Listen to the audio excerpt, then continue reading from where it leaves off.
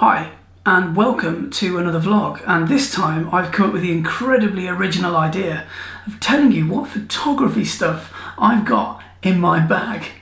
Now, instead of calling it what's in my bag, I'm going to sort of call it a why is it in my bag, because, well, we'll just go on with it and I'll describe those things as we go. So the first thing for 2021, this is a big addition. I only had this a couple of weeks, and got myself a drone.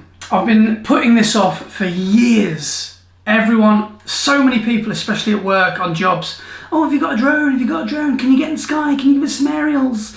The answer's always been no, until a couple of weeks ago, I got the Mavic Mini 2. Now, I've taken this for a couple of flights, and so far, it's got a little face.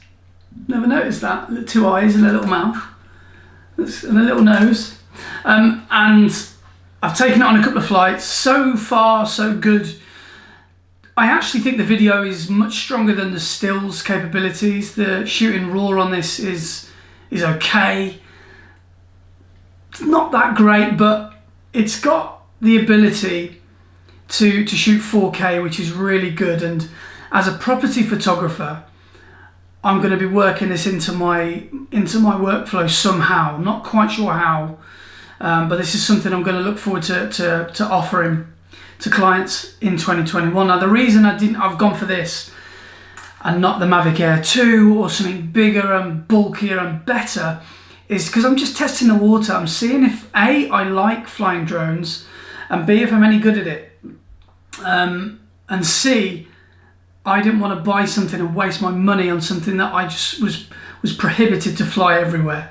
So bear with me while I find my feet with the drone, but so far, so good. Good specs. It's got a cute little smiley face. What's not to like? Lockdown last year, when it finished, estate agents realised that they couldn't get the amount of foot traffic in to see viewings on houses. So what they started incorporating, which is brilliant for me, were virtual video tours. Now, two things that I've worked into my workflow again is the Osmo action on top of this gimbal, which is called the Hohem, don't know how to say that, H-O-H-E-M, and it's a really, really good gimbal, especially for something as lightweight as the Osmo action. I use it from all my video tours with that on top of it, and it's great. It's really, really good. Again, it's something that I'm looking to improve my workflow. I want my workflow, the quality to be better, but I didn't want to jump straight in with for example, a Ronin or something like that. I didn't know how long the video tours would be going for. Thankfully, they are still going. So that could be something that I incorporate on my full frame mirrorless when I get a better gimbal. But until then, this does the job. It's really quite good. The Osmo Action is one of the best cameras I've ever purchased. It's a really, really flexible thing, and it allows me to go places and get the shots that I wouldn't be able to get anywhere else. So really, really good, and it doesn't break my back. Anyone that's done videography with a gimbal with a full frame mirrorless with a heavy lens knows how difficult it is the day after, because it's just a killer on your back. So this plus this, I would recommend for any videographers. As you guys probably know, I'm a Canon still shooter. I'm actually shooting this right now on a Sony a6400. I bought the Sony series because it's lighter, fits in my pocket like a glove, so I can go anywhere in the world with that in my pocket with confidence. This is a lot bigger, but it's got a better sensor, so there are certain things this doesn't do that this does, and vice versa. But for all my property work, wedding photography, portraits, basically anything that I get paid for, I use this, including my landscapes, because I love the 30 megapixel raw files that this can give. So the ESR is a great camera for me. I've got the adapter and the EF lenses. That's all. I don't have any RF glass. Now, the one that stays on my camera the most is this 16 to 35. The one that wishes it was on my camera the most is this bad boy, which is the 85 mm 1.2. Now this is probably my favourite lens. I wish I could use this more. This is on my camera all day at a wedding. The whole time I'm there. Get out of the car, stick this on. Get back in the car, put this away. It's such a great lens. One thing I don't like about it, now I know this lens is 15 years old plus, I don't know. It's got an electric focusing system, so when you zoom in and out, the autofocus is okay. It's not fast, but it's okay. It sort of protrudes and it comes back in. So it does come out, but that's just the focusing that's doing that. So little bits of dust accumulate, and when it comes back in, little bits of dust get stuck behind that front element. So I don't know if you can see that or not, but little bits get stuck there. So it might that might be something I have to talk to Canon about to get professionally done. Will it be worth it? I don't know. The dust hardly shows up, especially when you shoot below f4. Well, if you've got a lens like this, what are you doing shooting at f16? Have a word with yourself. To be honest, I don't think I ever go above 1.2 with that. So that brings me on nicely to another lens that I like to use at those apertures as well, which is the 35 1.4. I use this and the 85 mm exclusively, pretty much, for a wedding. I have 2 camera bodies and 2 lenses, and that's it. I don't really chop and change. I don't really use zoom lenses with wedding photography. I just prefer to zoom with my legs, and I know these 2 lenses inside out. I know where the sweet spots are and stuff like that, which is normally around about f2.8 to f5.6, something like that. And if I've got enough light, I will shoot at those apertures, and I'll probably drop down to 1.2, 1.4, 1.6 for 10% of the day, because it looks so sexy. Another lens, if I was going to sell a lens, this would be the one that goes. This is my workhorse lens that I don't really use too much anymore. It's my 24 to 105, first ever red ring L series lens that I bought. Don't regret buying it, I just don't use it enough. This is always in my bag every single day when I go to shoot a property, in case the 16 to 35 isn't good enough for the front elevation or the rear or taking a shot of the view. So if I've got enough back garden to walk along, or if I can really get a long view looking back at the house, I will use this and zoom right into 105. But otherwise, I don't use this anymore really, which is a shame. It's an f4 lens throughout, and it's a really, really good bit of kit. So yeah, 24 to 105 is a really good focal length. Anyone who likes travel photography, that's the lens I would recommend to get. Something along those focal length lines. 24 to 105 is a really, really useful focal length. Now, sticking with the property, I bought a Godox, don't know how you say it, flash gun.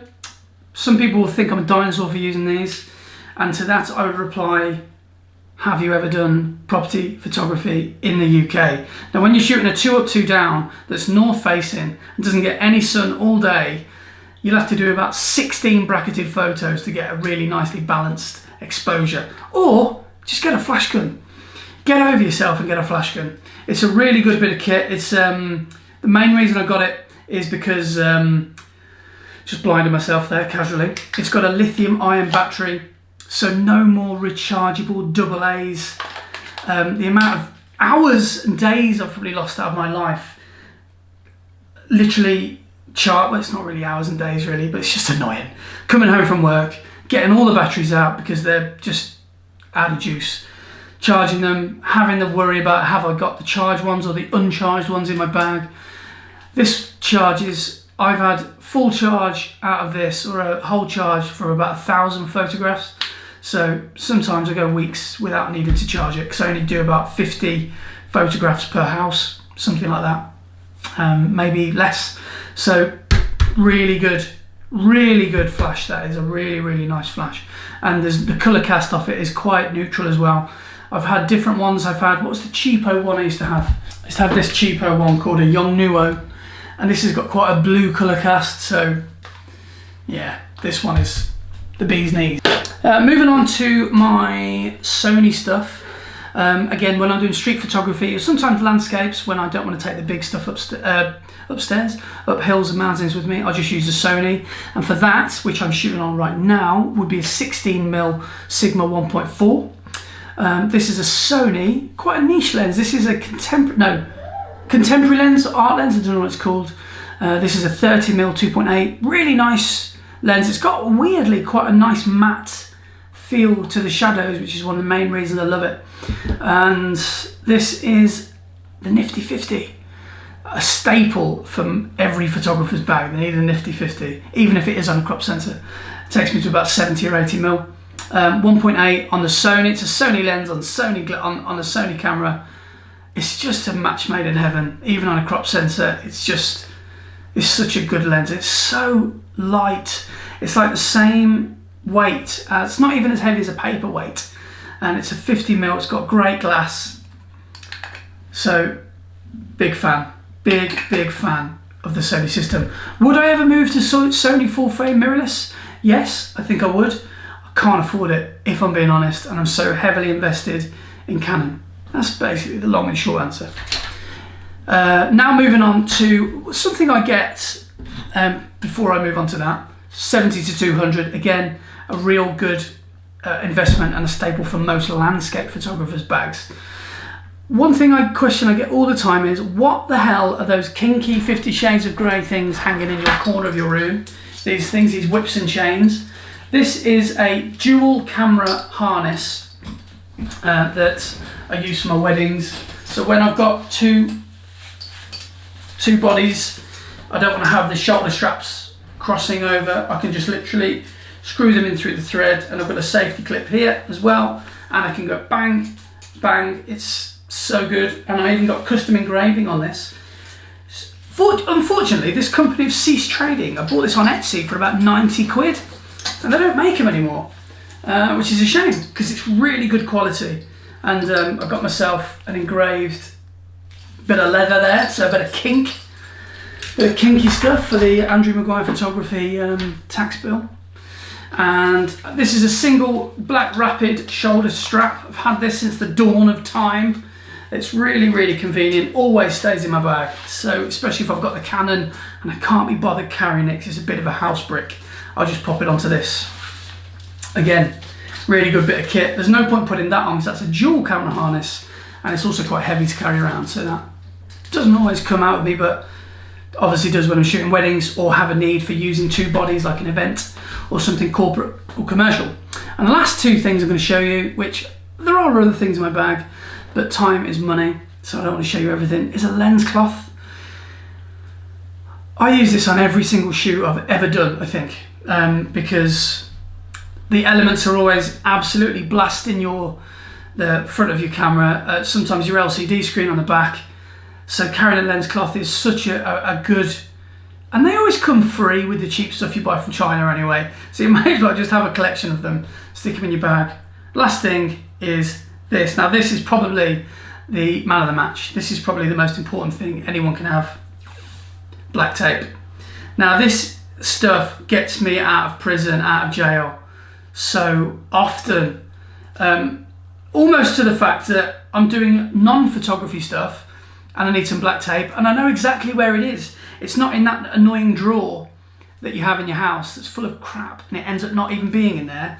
This stays in my photography bag all the time, gets me out of a mess sometimes if I need it with a tripod or holding up a flash, or if I'm doing off-camera flash I can somehow, if I don't have my mounts with me, this is great for my Osmo Action as well. If I need to put a microphone on that and I need to just tape it in, again, if I haven't got my mounts, a couple of quid off Amazon, get yourself some black tape. Job is a good one. So that is the end of this little video. If you made it this far, let me know about some of the items that I've got, any improvements you think I could make, or anything that I could sell. What would you sell? What is the one item in your bag? Let's play this. What is the one thing you want and the one thing that you're going to sell? If you had to buy and sell, what would they be in your camera bag? Food for thought. But for me, it would definitely be a 24 to 105. That would be the thing that goes first. What would I buy next? Quite like the look of the Sony A1. That's only about 15 grand. Anyway, so thanks very much for watching. Really hope you've got something from what I carry around with me on a daily basis, or semi-daily basis, and I really hope that that you're getting serious gear acquisition syndrome now, because we're on lockdown, we can't go anywhere, so you might as well add some stuff. Keep the Amazon delivery drivers keep them busy.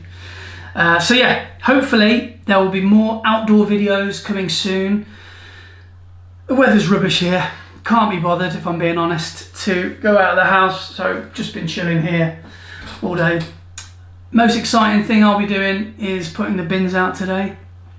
So I look forward to around about 8:30 tonight, running around the estate and seeing which bins Karen's put out the front, because whatever bin Karen's puts out, you know it's that day. I never know. Is it recycling? Is it general waste? I don't know.